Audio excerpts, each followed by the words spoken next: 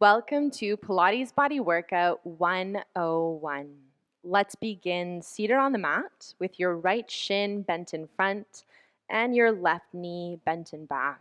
Now, when you sit in this zigzag position, your hips won't be level. They'll be off kilter. You might even need to lean a little bit to the right just to feel like you can balance here. And I just want you to feel that you can shift your hips forward and back a little bit, just getting a little bit of movement in the hips. So what happens in our bodies is we want to make sure that our hips are limber as well as we have a solid and appropriate range of motion in the knees and in the ankles, because when we have a limited range in one of those three areas, we often experience discomfort. So we're just starting to find it here at the hips, rocking the hips forward and rocking the hips back. And just noticing that that range is available or not to you. Switch. Bring the left foot in front and the right knee in back. You can lean to the left. And the idea is that you're pushing your hips backwards toward the mat behind you and then pressing your hips forward to the front shin. Just see if you can get that little bit of shift and rotation. It's also great to observe whether it feels different between sides. This is a great practice for everyone, not just for beginners. Let's do it one more time. Good. And then just sitting up onto the shins, I'm going to turn into profile. If sitting down low on the shins is just too much for the knees, you can do the next movement standing on the shins. Take a little blanket or cushion underneath the knees, interlace the fingers all the way up to the webbing, and press the arms away. Pulling your chin into your chest as you press the arms away, round your spine. Take a breath in. And as you breathe out, lift the arms up overhead. Lift your eye line right up to where the ceiling and the wall meet. And we'll do it again.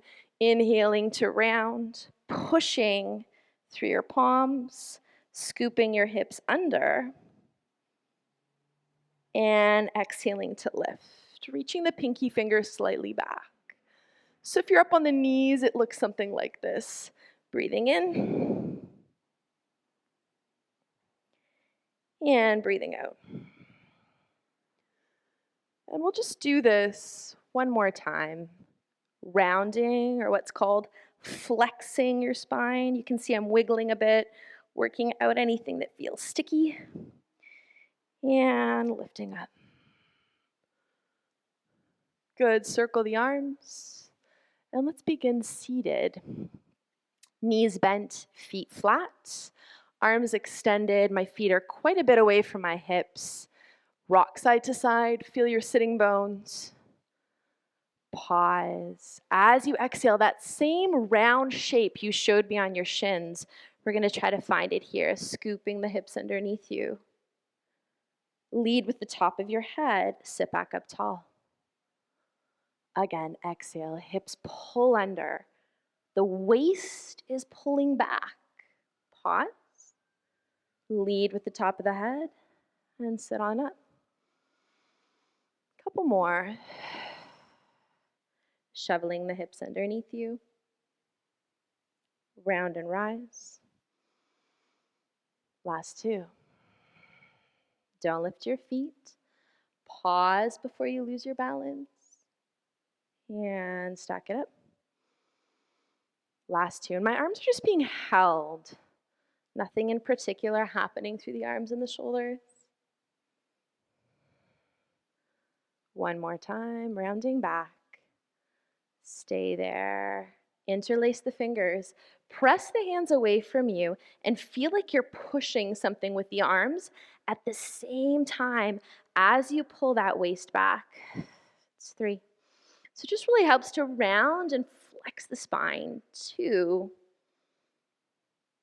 And on one, reach the arms. Sitting up tall, walk the feet in, grab the fronts of the shins, and just lift up through the chest. Pull with your hands against the fronts of your knees. You're welcome to open the feet as wide as necessary so you can get that little bit of a lift. Careful, the head doesn't hang back. Good job. And now let's make our way down onto the mat. Lying on your back, hug your knees into your chest, rock a little bit side to side. Take your arms up to the ceiling, legs up to tabletop, and just alternating. The right arm will reach back and lift, reaching back to the left. So one of the things that's great about our Pilates practice is that it focuses us to slow down a little bit and see if we can really refine these rudimentary movements, like moving our arms overhead without any strain through the neck, without any clenching through the shoulders. Great job. One more time. Left arm reaches back. Keep it back there. Right leg on its own is going to tap down. It's like rubbing your stomach and patting your head, but it's just the right foot tapping down as we keep that left arm back behind us. Breathing. Keeping the ribs anchored down into the floor. Shrink wrapping the sides of your waist in towards your belly button. Last time.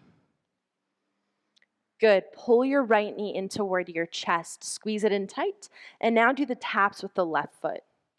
Lower and lift. Lower and lift. It's really common to get foot cramps here. So if you're feeling that in your toes, relax your toes and think of leading with your heel. Use your arm strength to keep the right knee tight into your body. It's 4, 3, 2 more. Last time. Good. Take both knees into your chest. Try to lift up your head, neck, and shoulders. Curl into a tight ball. Knees can be apart if that feels better, if that makes more space for you to curl. And then we'll do it all on the other side. Both arms and legs lifted. Now it's the right arm that reaches back and simply the left leg that's tapping. Heel or toe is fine. Avoid bracing with your neck. When you move the left leg, think of really bracing with the middle of your torso. It's 4. Right knee stays still-ish. 3. Final 2 movements. One more time. Good. Pull your knee into your body on the left, and now it's the right leg that's moving. So it's really something that my students tell me is, I don't feel anything when I do my taps. And so what the most important thing is that you slow down. So if you just go a little bit slower when you reach the foot toward the floor, it gives you more time to feel the feels where you need to in your abdominals. One more. Good. Pull both knees into your chest. Stack your palms, fingers to wrists. Take your hands behind your head and then lift up your head, neck, and shoulders. And you can wiggle side to side here to free the skin on your back and just get up right past the tips of your shoulder blades. Your hips are heavy on the mat, and then we just alternate one heel down and lift and exchange. Breathing as you move. Slowing it down if you need to feel the feels. Breathing out. Every time you exhale, it's a new chance to compact the front of your body into the back of your body. And what that does is it engages your abdominals and protects your low back. One more. Good job. Lower your head, neck, and shoulders down and try to straighten your legs towards the ceiling. Hard flex your feet. Breathe in. As you breathe out, point your toes. Inhaling to flex. Exhaling to point. Feet can be apart or together, totally up to you. Last time. Okay, now that the feet are pointed, turn your legs out so you can see the inside seams of your legs, and then right back to center. And turn them out. So you're really moving from the top of the hip and back to center. You can flex. It's a little more challenging. Turning out. And center. 4 more. Don't worry about how much your knees and feet move. Worry about how much you feel the work right at the top of the hip, right here. You can even put your hands right at the top. One more. Good. Back to center. Now we want to do the exact opposite. So again, from your thighs, turn your leg bones in. The toes are in, the heels are rappelling out, and then back to center. Turning in and back to center. It's like I'm conducting a little orchestra here through my legs. And heels out. And in. 4 more. Watch your feet. Notice if one leg naturally can do this better than the other. 3. Breathe. If it's heavy for your legs to do this, support by holding the back. 1 more time. Good. Back to center. Pull the knees into the chest. Hold the backs of your legs. Rock up to sitting. And you're going to lie down on your mat in one straight line along the back of your mat. Ear on your arm. Bend the bottom knee right up in front of you. Hand on your hip. And just feel again that line from the top arm through your body to the bottom leg. When you're ready, top leg is going to lift and tap to the floor. Lift and tap to the floor. And of course, it's not that simple, but that is the movement. To refine it, keep your heel hidden behind your foot. So no turning out like we just did, and no turning in. Kneecap is pointing straight forward. 4 more movements. Head heavy on your arm. Last 2. Hold. Take a moment. Notice where you are. Are your ribs pouring forward? Are your abdominals not engaged? Just re-pull them into your backside and begin to make little circles. Notice how slow I'm moving with your leg. If your front knee is dancing, you need to slow down, find more control and more precision. Reverse the circles, reaching through your toes. Yeah. 3, 4, 6, 7. Pause on 8. Breathe in here. Flex the foot. Take the leg forward any amount, keeping your hips one on top of another. And then just simply reach the leg back. Slowly flex the foot, reach forward, keep the bent knees still, and reach back. Let's just do it 2 more times. Flex and reach. Lengthen back behind you. Final time. Flex and reach. Take it back and stay. Breathe in, put the foot down, reach the top arm up overhead, grab your top wrist, and lengthen, lengthen, lengthen. Pulling your leg away from your top arm and vice versa. And then we'll push the floor away, sweep the feet around, and do the other side. Get your balance, line your body up with the back of your mat, ear on the arm, bottom knee bent, top leg straight, hand on hip, and the first movement is simply to lift and to lower. You can try this balancing something on the outside of your ankle. Definitely makes it more challenging. Knee is pointing straight forward. And just ask yourself what you look like from a bird's eye view. Are you really kind of relaxed and melting into the floor, or does your body still have a lot of dynamic energy and control? Keep the leg lifted, start to circle. So